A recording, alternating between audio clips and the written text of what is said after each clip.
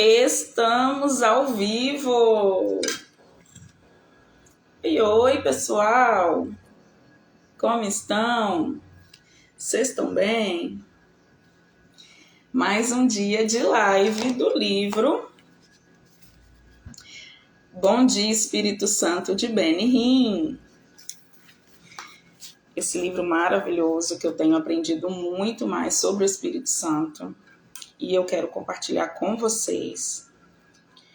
Quem ensina, quem passa para frente, quem não retém, passa para frente, aprende 2 vezes. Então, assim, eu tenho sido muito abençoada com tudo que eu tenho transbordado, com tudo que eu tenho compartilhado.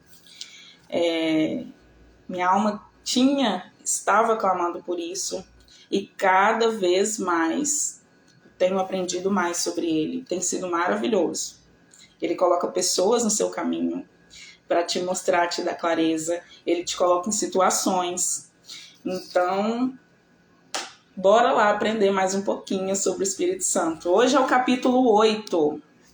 Já estamos no capítulo 8. São 12 capítulos. E o capítulo 8, ele inicia, e tem o título Uma Entrada Poderosa. Bora lá, deixa eu desativar aqui os comentários. Como era possível? Eu acabei de entregar minha vida ao Senhor e lutava para conseguir viver de modo cristão. Quando penso no que está acontecendo comigo hoje, parece impossível.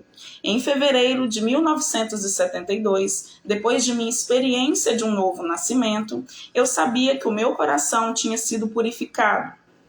Mas as dificuldades que enfrentava pareciam insuperáveis. Havia conflitos em casa, indecisão sobre o meu futuro e uma autoimagem tão lá embaixo quanto o chão sobre os meus pés. Como lutava com a minha vida. Era às vezes difícil todo o meu amor ao Senhor. Eu tinha tantos assuntos urgentes. Depois, 2 semanas mais tarde, fui cheio com o Espírito Santo. Esperei o céu na terra a partir daquele momento, mas isso não aconteceu. Meus problemas diários continuaram. Houve certamente ocasiões de grande alegria e exultação, e eu não teria trocado minha experiência espiritual por todo o petróleo da Arábia Saudita. Mas bem lá no fundo havia uma indagação inquietante que me perseguia mês após mês. Será que é só isso? Me perguntava. A pergunta não ia embora. Será que o Senhor não tem mais alguma coisa para mim? A seguir, numa noite fria de dezembro, quase 2 anos depois de encontrar Cristo, aconteceu. O Espírito Santo fez uma entrada poderosa em meu quarto enquanto me achava no leito, na cidade de Toronto. Era como se fosse um choque elétrico e um cobertor quente ao mesmo tempo. Levei apenas alguns segundos para compreender o significado do que ocorreu. Minha luta terminou. Eu tinha encontrado a simplicidade da vida cristã, um relacionamento pessoal com o Espírito Santo. Meu coração continua ainda hoje inquieto por uma razão muito diferente. Sinto-me angustiado porque milhares de cristãos jamais receberam sequer um dedal do que Deus tem em depósito para eles. Estão perdendo a melhor parte e jamais saberão quão maravilhoso pode ser o andar com Cristo, até que descubram a terceira pessoa da Trindade. Ele é aquele que nos ajuda a lutar. Acabou-se a luta. No momento em que o Espírito entrou na minha vida, eu não tive mais de lutar com meus adversários. Eles continuavam ali, mas o esforço e a preocupação parece que sumiram. O que me aconteceu foi o mesmo dito a Israel séculos atrás, através do profeta Ezequiel. Vivendo numa época de conturbação política, o Senhor lhe disse: Dar-vos-ei coração novo, e porei dentro de vós espírito novo. Tirarei de vós o coração de pedra e vos darei coração de carne. Porei dentro em vós o meu espírito e farei que andais nos meus estatutos. Guardei os meus juízos e os observeis. O problema continua existindo hoje. Milhares de pessoas lutam diariamente para guardar as leis de Deus e estão perdendo a guerra porque não compreendem o plano de batalha do Pai. Sua estratégia não poderia ser mais sucinta. Porém, em vós, o meu espírito, diz o Senhor. Qual a razão disso? Ele quer fazer com que você, do mais íntimo do seu coração, siga os seus estatutos. Ele quer facilitar a observação das suas leis. Você acha difícil cumprir os mandamentos de Deus? Não pense que está sozinho. É absolutamente impossível conseguir isso pelo seu próprio esforço, conseguir isso sozinho. E Deus não espera que o faça. Você precisa de ajuda. Mas a quem dirigir-se? Deus Pai está no céu e também Deus Filho, mas precisa de um amigo aqui e agora. E essa pessoa da Trindade que habita na terra é o Espírito Santo. É ele que você precisa desesperadamente conhecer. Se fizesse uma pesquisa e perguntasse às pessoas o que elas mais desejam de Deus, a resposta provavelmente seria: quero que Deus se agrade de mim. E foi isso que o Senhor prometeu ao profeta Ezequiel. Já não esconderei deles o meu rosto, pois derramarei o meu espírito sobre a casa de Israel. Desde o momento em que o Espírito Santo se torna parte da sua vida, Deus começa a olhar em sua direção. Seu rosto começará a brilhar sobre você. O grande desejo do Pai é que você o receba, fique cheio dele e tenha comunhão com ele. Isso o torna feliz. Comece a ler o livro de Atos e tomará conhecimento do plano de Deus. Os apóstolos tinham um grandioso relacionamento com o Espírito Santo e a evidência se encontra registrada em cada página. Mas talvez mais inspirador seja o fato de que os atos continuam a acontecer, ainda hoje. Se as obras milagrosas do Espírito Santo fossem todas registradas, não haveria uma biblioteca suficientemente grande para conter todos os volumes. O que transpirou no cenáculo não deveria ter sido surpresa. Antes de sua ascensão, Jesus disse aos seus seguidores que não saíssem de Jerusalém, mas esperassem pelo dom prometido pelo Pai. A qual disse ele: de mim ouvistes. Porque João, na verdade, batizou com água, mas vós sereis batizados com o Espírito Santo, não muitos depois desses dias. Cristo descreveu até como seria essa experiência e como ela mudaria em suas vidas. Recebereis poder ao descer sobre vós o Espírito Santo, e sereis minhas testemunhas tanto em Jerusalém, como em toda a Judeia e Samaria, e até os confins da terra. A chegada do Espírito, um vento impetuoso. A vinda do Espírito Santo foi tão real quanto a chegada de Jesus à terra. Da mesma forma que os profetas predisseram o Messias, eles prognosticaram a vinda do Espírito. Centenas de anos antes de Cristo, Deus disse ao profeta Joel: e acontecerá, depois que derramarei meu Espírito sobre toda a carne, vossos filhos e vossas filhas profetizarão, vossos velhos sonharão e vossos jovens terão visões. Até sobre os servos e sobre as servas derramarei o meu Espírito naqueles dias. Essa passagem está em Joel 2, 28, 29. O Espírito Santo veio, e como foi triunfal a sua entrada! O som de um vento poderoso, línguas como de fogo, uma demonstração de poder de Deus. Sua chegada à terra foi verdadeiramente espetacular. Ao cumprir-se o dia de Pentecoste, estavam todos reunidos no mesmo lugar. De repente veio do céu um som, como de um vento, e apareceram distribuídas entre elas línguas como de fogo, e pousou uma sobre cada um deles. Todos ficaram cheios do Espírito Santo e passaram a falar em outras línguas, segundo o Espírito lhes concedia que falassem. E essa passagem está em Atos 2, 1, 4. A profecia de Isaías cumpriu-se exatamente, pelo que por lábios gaguejantes e por língua estranha falará o Senhor. Quando Jesus nasceu, o momento foi marcado por paz e silêncio. Era uma linda noite em Belém, tão clara que os pastores seguiram a estrela até a manjedoura. Que contraste com um ruído poderoso que acompanhou a chegada do Espírito Santo. Ele criou tal clamor em Jerusalém que afluiu a multidão que se possui de perplexidade. Eu costumava pensar que a frase, quando se fez ouvir aquela voz, significava que alguém percorreu a cidade dizendo: "Vem ver o que está acontecendo." Mas não é isso. O ruído foi literalmente ouvido na cidade inteira. Ora, estavam habitando em Jerusalém judeus, homens piedosos de todas as nações debaixo do céu. Pode imaginar o que eles devem ter pensado? A palavra diz que, ao ouvires esse som, eles correram para a cena do mesmo, atônitos, porquanto cada um os ouvia falar na sua própria língua. Perplexos, eles perguntaram: "Não são, porventura, galileus todos esses aí estão falando? E como os ouvimos falar, cada um em sua própria língua materna?" Quando os ouviram, declararam as grandezas de Deus e em suas próprias línguas. Perguntaram uns aos outros: "Que quer isto dizer? Por que 120? Sua vida poderosa não foi programada para ser um templo feito de pedra. Em vez disso, o Espírito Santo desceu sobre 120 crentes que se tornaram o novo templo de Deus.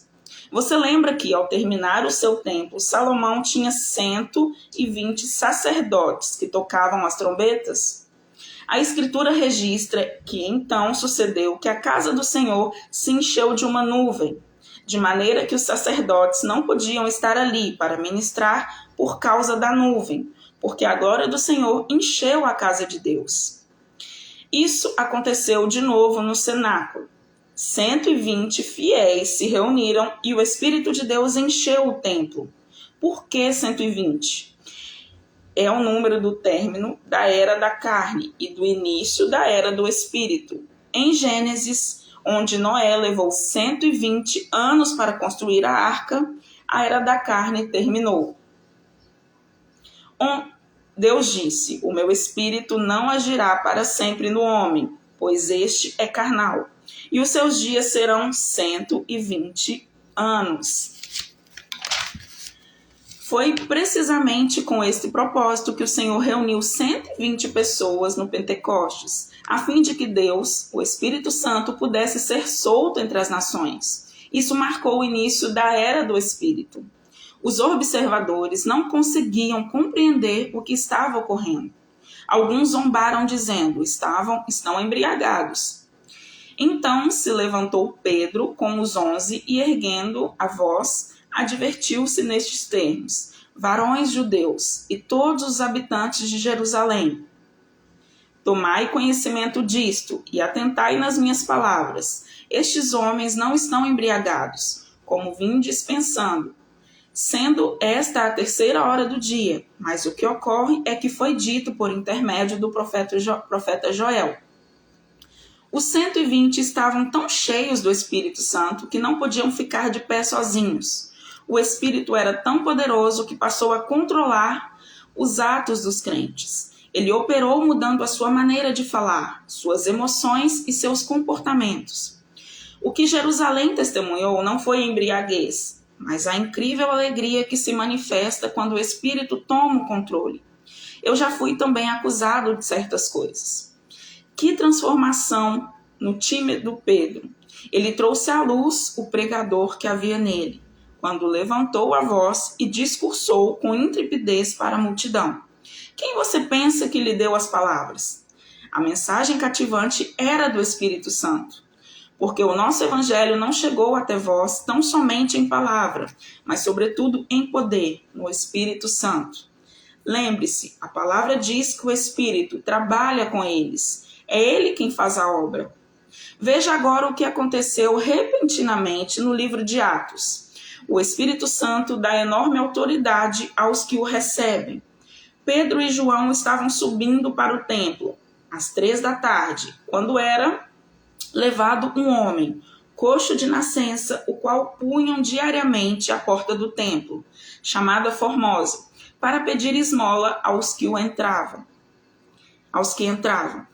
Pedro, juntando-o com João, disse: olha para nós. É maravilhoso ver alguém completamente entregue ao Espírito Santo. Pedro estava cheio de uma firmeza e poder que nunca teve antes. Ao olhar profundamente para a alma do pobre homem, através dos olhos dele, o mendigo sabia que Pedro e João não brincavam. Os apóstolos estavam investidos de uma coragem santa. Quando Pedro disse: olha para nós, o homem imediatamente os olhava atentamente, esperando receber alguma coisa. A seguir, Pedro disse: não possuo nem prata nem ouro, mas o que tenho, isso te dou. Em nome de Jesus Cristo, o Nazareno, anda. Ele tomou a mão direita do homem e ajudou-o a levantar-se. Nossa, eu fiquei arrepiada. Que tremendo, que tremendo, que tremendo. Ele tomou a mão direita do homem e ajudou-o a levantar-se. Instantaneamente, os pés e tornozelos do homem se firmaram. De um salto se pôs em pé, passou a andar e entrou com eles no templo, saltando e louvando a Deus. Você pode imaginar a consternação no templo? O mendigo fez uma entrada triunfal. Eles o reconheceram na mesma hora e se encheram de admiração e assombro. Por isso que lhe aconteceu. Não foi uma experiência de ontem. O poder e a autoridade que os apóstolos receberam começaram a tocar as vidas em toda parte. O ministério deles foi seguido de sinais e prodígios entre o povo. E qual o resultado disso? Crescia mais e mais a multidão de crentes, tanto homens como mulheres, agregados ao Senhor. Os sinais que se seguiram à vinda do Espírito Santo levavam as pessoas diretamente a Cristo. Esse é um fato importante a ser lembrado. O que aconteceu no cenáculo não foi uma experiência única, nem uma nota de rodapé de uma história. Os crentes cheios do Espírito estabeleceram uma relação contínua com o Espírito Santo. Eles continuaram a ser cheios. Quando Pedro foi chamado diante do Sinédrio, por causa da cura do mendigo, eles perguntaram: com que poder ou em nome de quem fizeste isso? Pedro estava cheio do Espírito Santo quando falou: o verbo não está no passado, mas no presente. Cheio, descreve o apóstolo naquele exato momento. Repetidamente na Escritura, quando os seguidores de Cristo são descritos como cheios do Espírito, a referência é uma nova plenitude, e não a algo que aconteceu ontem ou no mês anterior. Pedro estava tão cheio do Espírito no templo que teve autoridade sobre os críticos. Cheio de coragem, ele disse: autoridades do povo e anciãos, visto que hoje somos interrogados a propósito do benefício feito a um homem enfermo e do modo por que foi curado, tomai conhecimento vós, todos e todo o povo de Israel, de que em nome de Jesus Cristo Nazareno, a quem vós crucificastes e a quem Deus ressuscitou dentre os mortos, sim, em seu nome é que está curado perante vós. Você compreende que o poder do Espírito Santo pode enchê-lo de tal forma que não precisará temer quem quer que seja? É possível estabelecer tal comunhão com ele que nem mesmo a necessidade de dirigir-se ao presidente de um país irá causar apreensão. O Espírito levantará sua cabeça, endireitará os seus ombros e colocará em você confiança inesperada.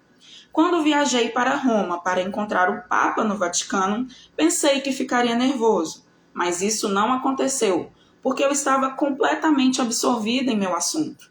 Eu senti entre os líderes do Vaticano um desejo pelas coisas espirituais. Pedro, o poderoso. Pedro estava enfrentando mais que os sacerdotes do templo. Ele, na verdade, confrontava o governo de Israel. De fato, na noite em que antecedeu o discurso aos sacerdotes, ele e João foram postos na prisão. mas ao falar, suas palavras foram cortantes.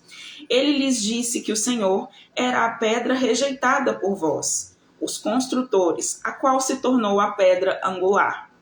Essa foi uma citação direta do Salmo 118, versículo 22. Seria esse mesmo Pedro que, semanas antes, naquele mesmo lugar, diante das mesmas pessoas, se acovardou com as palavras de uma criada e negou seu mestre? Ali estava ele agora, cheio do Espírito Santo, em completo destemor, desafiando os assassinos de Jesus. Ele não era mais Pedro o fraco, mas Pedro o poderoso. Que mudança o Espírito fez! Tão grande foi essa comunhão com o Espírito Santo que Pedro desafiou diretamente a Ananias. Ele disse: Ananias, por que encheu Satanás teu coração? Para que mentisses ao Espírito Santo? As palavras de Pedro e os atos de Deus não foram tão poderosos que sobreveio grande temor a todos os ouvintes. Sua proximidade. Posso contar-lhe por experiência própria que chega um pouco onde a comunhão com o Espírito torna-se tão real, tão profunda e tão grande que as suas palavras e atos se conformam às palavras e atos dele. Quando você sabe, por exemplo, que ele foi entristecido, você fala corajosamente a favor dele, sabendo que ele está fluindo através de você nesse exato momento. Você estará tão próximo dele que sentirá que ele está respondendo ao que você disse. Acredito que está chegando o dia em que os homens e mulheres de Deus ficarão tão perto do Espírito que irão testemunhar muito mais do que curas e milagres. Testemunharemos o Espírito quando ele afugentar aqueles que ousarem enfrentá-lo. Nunca se esqueça de Ananias. Ele caiu e expirou. E nunca se esqueceu de Gease. Ele mentiu para Eliseu a respeito dos presentes de Naamã, que Naamã levou. Ele mentiu para Eliseu a respeito dos presentes que Naamã levou. Naamã foi curado, mas o Espírito levou Eliseu a dizer: a lepra de Naamã se pegara a ti e a tua descendência para sempre. E foi exatamente isso que aconteceu. Jesus fez uma poderosa declaração quando disse: assim como o Pai me enviou, eu também vos envio. E havendo dito isso, soprou sobre eles e disse-lhes: recebei o Espírito Santo. Se de alguns perdoardes os pecados, são-lhes perdoados. Se lhos retiverdes, são retirados. Este conceito deve ser exigido muita reflexão por parte dos apóstolos. O rosto de um anjo. Pedro não era íntimo do Espírito, que disse aos seus acusadores: ora, nós somos testemunhas destes fatos. É bem assim o Espírito Santo, que Deus outorgou aos que lhe obedecem. O Espírito Santo possuiu de tal forma a Estevão, que ao ser levado perante os sacerdotes, todos que estavam assentados no sinédrio, fitando os olhos em Estevão, viram o seu rosto como se fosse um rosto de um anjo.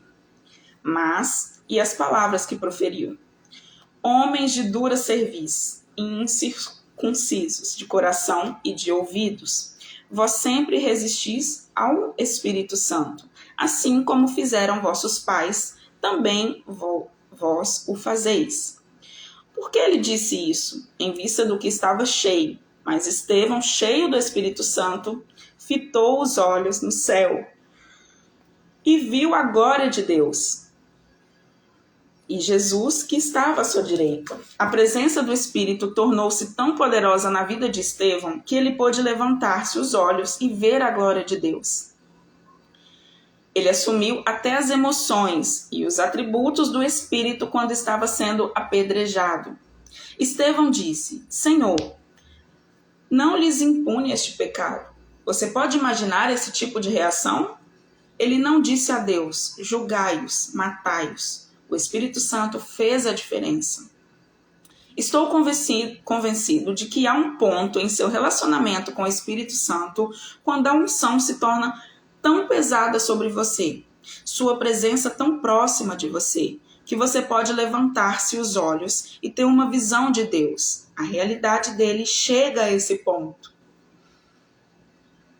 Durante a sua dramática conversão, Saulo teve uma experiência pessoal com o tremendo poder do Espírito Santo. Quando seguia para Damasco, respirando ameaças e morte contra os seguidores de Cristo, subitamente uma luz do céu brilhou ao seu redor. E caindo por terra, ouviu uma voz que lhe dizia: Saulo, Saulo, por que me persegues? Ele estava trêmulo e atônito. Quem és tu, Senhor? Perguntou Saulo. Eu sou Jesus, a quem tu persegues. Mas levanta-te e entra na cidade, onde te dirão o que te convém fazer. Os homens que viajavam com Saulo ficaram pasmos e sem fala. Depois dessa experiência, Saulo ficou cego por 3 dias, até que Deus o curasse e ele fosse cheio do Espírito Santo. O Espírito fez novamente uma entrada triunfal.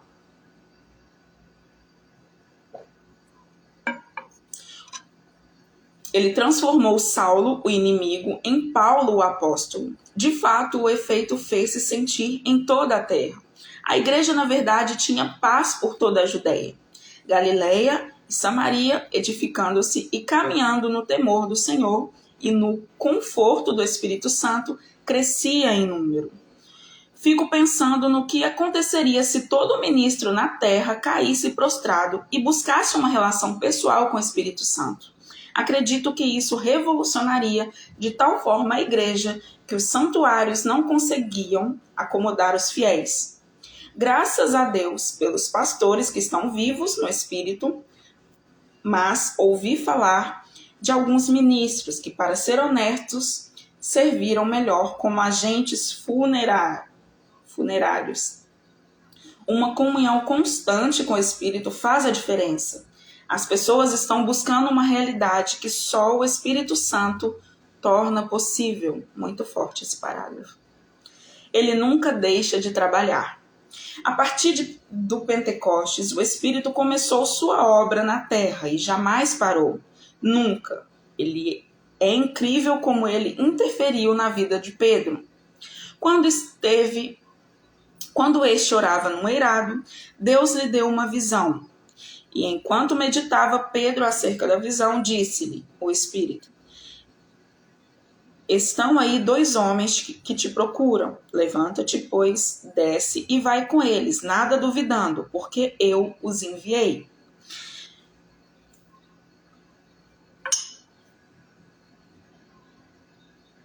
Os 2 mensageiros haviam sido enviados por um homem, temente a Deus, Cornélio, centurião do regime italiano. Ele também teve uma visão. Observou claramente um anjo de Deus que se aproximou dele e lhe disse: Agora envia mensageiros a Jope e manda chamar a Simão, que tem por sobrenome Pedro. Mas não era o anjo que falava. Era o Espírito Santo, falando através do anjo. Você lembra? O Espírito disse: Eu os enviei. O Espírito Santo é uma pessoa ativa. Ele jamais para de trabalhar. Ele envia um anjo a você, se é disso que você precisa. O que acontece na terra é obra do Espírito Santo. Ele é o representante do Pai e do Filho. Pedro pregou na casa de Cornélio a morte, sepultamento e ressurreição de Cristo. E ainda Pedro falava estas coisas quando caiu o Espírito Santo sobre todos os que ouviam a palavra. Os crentes em sua companhia admiravam-se, porque também sobre os gentios foi derramado o dom do Espírito Santo. Pois os ouviam falando em línguas e agradecendo a Deus. Jamais esqueça que a palavra vem em primeiro lugar. A mensagem de Cristo tem preeminência. O Evangelho é o fundamento para que tudo o que Deus, Espírito Santo, foi enviado a fazer. O Espírito se interessa pela vida, até mesmo pelo seu futuro. Ele quer guiar, proteger e até advertir você do que o espera. Você pergunta: o Espírito Santo pode profetizar sobre as coisas que virão? Veja o que aconteceu quando Barnabé foi para a grande cidade da Antíoquia. Mais de meio milhão de pessoas vivia ali na época. Barnabé e Saulo pregaram durante o ano inteiro. Há um número enorme de pessoas naquela igreja que crescia com grande celeridade.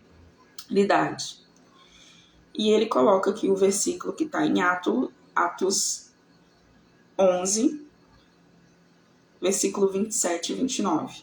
Naqueles dias desceram alguns profetas de Jerusalém para Antíoquia, e apresentando-se um deles, chamado Agabo, dava a entender pelo Espírito que estava para vir grande fome por todo o mundo, a qual sobreveio nos dias de Cláudio. Os discípulos, cada um conforme as suas posses, resolveram enviar socorro aos irmãos que moravam na Judéia. O Espírito Santo participava então de perto da sua vida diária. Ele revelou uma seca iminente e permitiu assim que se preparassem para ela. O Espírito é uma pessoa e ele se preocupa profundamente com as pessoas. Ele sabe o que está acontecendo em sua vida e ele tem grande interesse em você. O Espírito e o feiticeiro. Não está na hora de você permitir que o Espírito dirija os seus passos? Por que tentar planejar o seu próprio curso, quando ele conhece cada centímetro da estrada à frente, cada curva perigosa, cada buraco? Foi isso que os cristãos da Antioquia aprenderam. E servindo eles ao Senhor e jejuando, disse o Espírito Santo: separai-me agora a Barnabé e a Saulo para a obra a que os tenho chamado. Eles responderam imediatamente. Enviados, pois, pelo Espírito Santo, desceram a Seleucia e dali navegaram para o Chipre.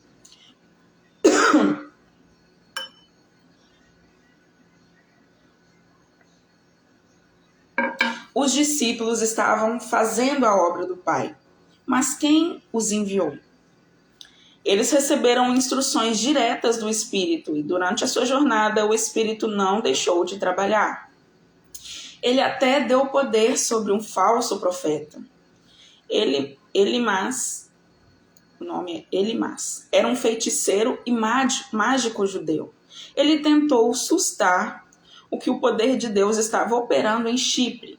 Todavia, Saulo também, chamado Paulo, cheio do Espírito Santo, fixando nele os olhos, disse: ó filho do diabo, cheio de todo engano e de toda malícia, inimigo de toda justiça, não cessarás de perverter os retos caminhos do Senhor?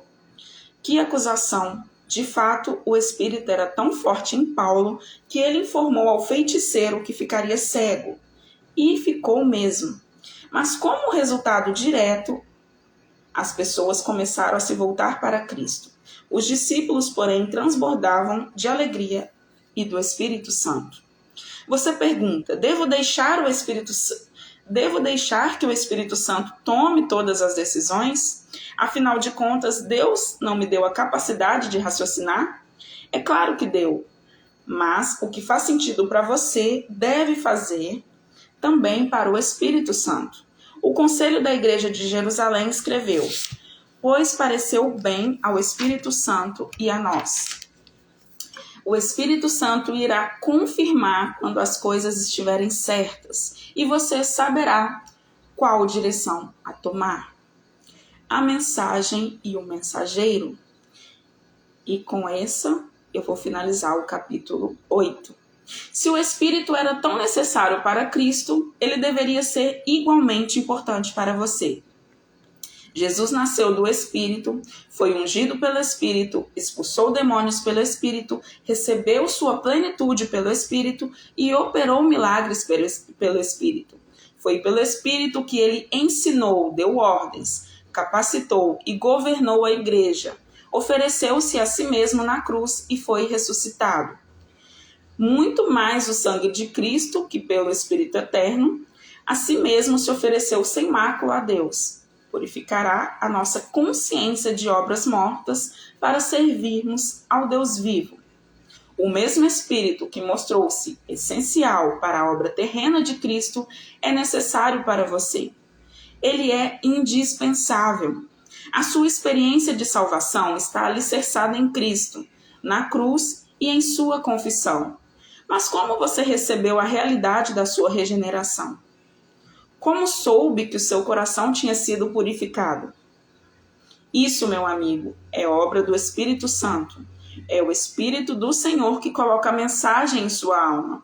Não é possível encontrar palavras adequadas para descrever ou explicar isso, mas você sabe que é algo tão válido quanto a própria vida. Se essa realidade é tão forte, tão profunda e tão pessoal, então, se essa realidade é tão forte, tão profunda e tão pessoal, então, quão real é aquele que a proporciona? Essa é uma pergunta importante. Quão real deve ser o mensageiro, já que a mensagem é assim tão real?